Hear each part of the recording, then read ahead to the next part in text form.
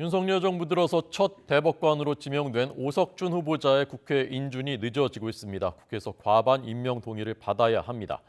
일제 강제동원 배상과 관련한 미쓰비시 자산 매각 사건 비롯해서 재판 수백 건의 차질이 빚어질 것으로 보입니다.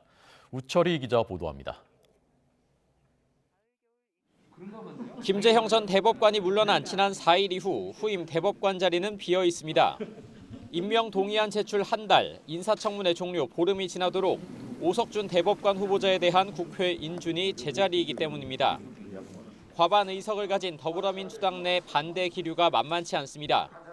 윤석열 대통령과의 친분 논란에 800원 횡령 버스기사 해고는 적법하고 85만 원 향응 검사 면직은 부당하다는 과거 판결이 특히 발목을 잡았습니다.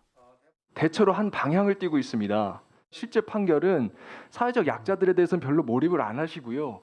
결과적으로 그분이 저의 판결로 인해서 그 어려움을 겪고 있을 수도 있다는 생각에 저도 마음은 무겁습니다.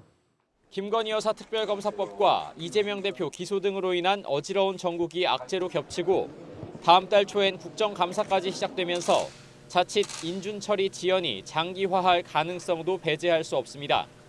대법관 후보자에 대한 인준 난항은 과거에도 여러 차례 있었습니다. 박종철 고문치사 사건 축소 은폐 의혹에 연루됐던 박상옥 전 대법관의 인준안은 국회 제출 100일 만에 어렵사리 통과됐고 위장 전입과 코드 인사 등의 논란이 불거졌던 김상환 대법관은 제출 80일 만에 본회의에서 임명 동의가 가결됐습니다. 대법관 공백은 곧바로 현실적인 문제로 이어집니다. 김명수 대법원장이 재판 지연, 해소를 강조하는 상황에서 신속하고 충실한 사건 처리를 위하여 최선을 다할 때 비로소 주권자인 국민으로부터 법원에 대한 신뢰도 기대할 수 있다는 것을 오석준 후보자가 김재형 전 대법관 사건을 승계받을 경우 남겨진 본안 사건 300여 건은 물론 전원합의체 판결을 포함한 다른 사건까지 차질이 불가피합니다.